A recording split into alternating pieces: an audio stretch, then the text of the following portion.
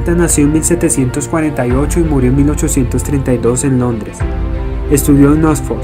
Su obra estuvo dedicada a establecer los fundamentos filosóficos de un vasto proyecto de reforma política y jurídica de carácter utilitarista. Hasta 1809, su obra puede contemplarse como una de las expresiones de la Ilustración jurídica. De ahí en adelante, fecha en la que entabla amistad con James Mill, su obra en teoría política vira hacia el radicalismo democrático. La época de Bentham son los tiempos de la Revolución Industrial, de las guerras independentistas, de la Ilustración y la formación de los nacientes estados latinoamericanos. El siglo XVIII fue un periodo de rápido crecimiento para Londres, donde se refleja un aumento de la población y el despertar de la Revolución Industrial. Londres juega un papel muy importante dentro de la revolución del Imperio Británico. En el año 1707 se aprobó un acta de unión fusionándose los parlamentos de Escocia e Inglaterra, estableciéndose así el Reino de Gran Bretaña. Durante el siglo XIX, Londres se transformó en la ciudad más grande del mundo y la capital del Imperio Británico. Su población pasó de 1 millón de personas en el año 1800 a 6,7 millones en un siglo más tarde. Durante este periodo, Londres se convirtió en la capital global de la política, de las finanzas y del comercio. En esta posición apenas tenía rivales hasta finales del siglo, cuando París y Nueva York comenzaron a amenazar su dominio. Mientras que la ciudad crecía en riqueza, el siglo XIX fue para Londres también una ciudad de pobreza, donde millones de personas vivían en hacinamiento e insalubridad. La vida de los pobres fue inmortalizada por obras como la de Charles Dickens, en novelas como Oliver Twist. El capitalismo es una de las consecuencias más importantes de esta época, no solo como sistema económico, sino también como sistema político y social. Estas revoluciones trajeron consigo profundas transformaciones tanto a nivel local como a nivel internacional. Es de reconocer que la Inglaterra de la época de Bentham se conmovían ante los excesos atroces de la Revolución Francesa. Como resultado, el apego a la tradición se fortaleció ante lo sucedido en el continente y personajes como Edmund Burke llamaban a mantener el estado de cosas en la sociedad. La necesidad de cambio, no obstante, era innegable, sobre todo en ciertas áreas. Es aquí donde el utilitarismo hizo sus mayores contribuciones gracias a Bentham y John Stuart Mill, cuya tarea consistió en acrisolar el pensamiento del primero, siendo que presentaba flancos débiles ante la crítica.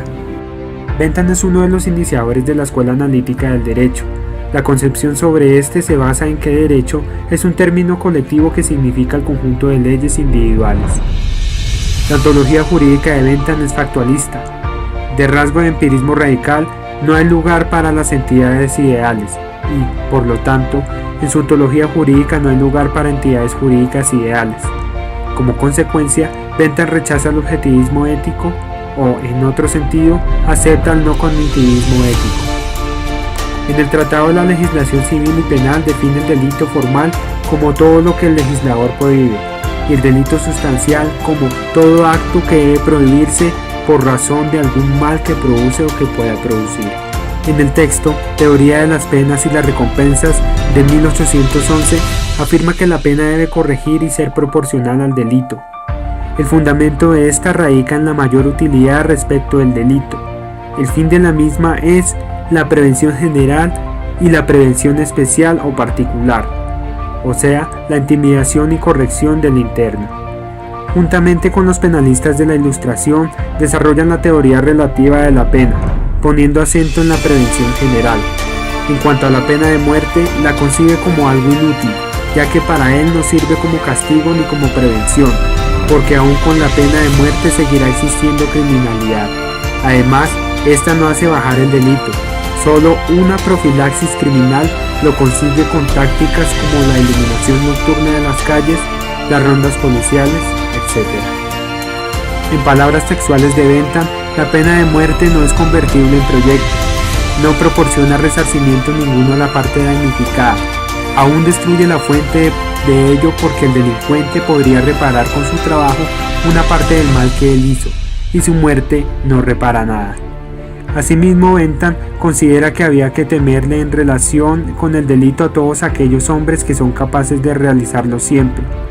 Esto de algún modo exime en parte la responsabilidad de los posibles errores y transgresiones cometidas por la justicia, que evidentemente serían situaciones excepcionales.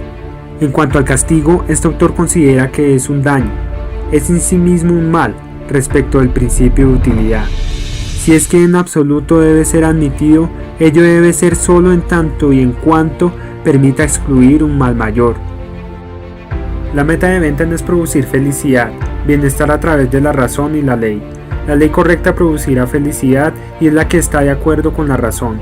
La corrección de las acciones depende de su utilidad, es decir, de las consecuencias que las acciones tienden a producir, placer o dolor.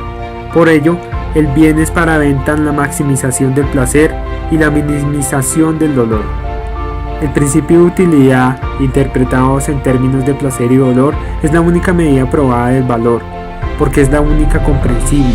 El objeto general que toda ley tiene o debería tener en común es el aumentar la felicidad total de la comunidad y por lo tanto, en primer lugar, excluir tanto como se pueda todo aquello que tiende a restar a esa felicidad.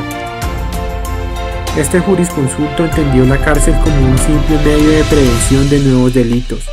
Bentham asignaba la pena como fin primordial el de la intimidación, llegando a propugnar una especie de talión simbólico. De esta manera, durante el reinado de Jorge III, que abarca casi toda la vida de Bentham, este erudito propuso un modelo de centro penitenciario llamado el panóptico, considerado por el autor como el modelo ideal, como la prisión perfecta, el cual se puede describir como una construcción en forma de aro que tiene en el centro una torre de grandes ventanas. El aro, conformado por celdas, también consta de una ventana interior de cara a las ventanas de la torre y otra exterior, que permite el paso de luz. De esta estructura se pueden identificar tres características. Primero, ver sin ser visto. Esto es, vigilancia panorámica permanente a todos los reclusos sin que ellos sepan si están siendo observados.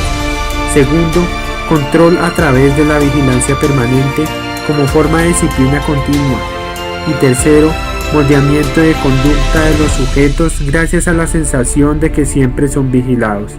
En palabras de Foucault, el objeto del panóptico se sintetiza en que el individuo no debe saber jamás si en aquel momento se le está mirando, pero debe estar seguro de que siempre lo puedan estar observando.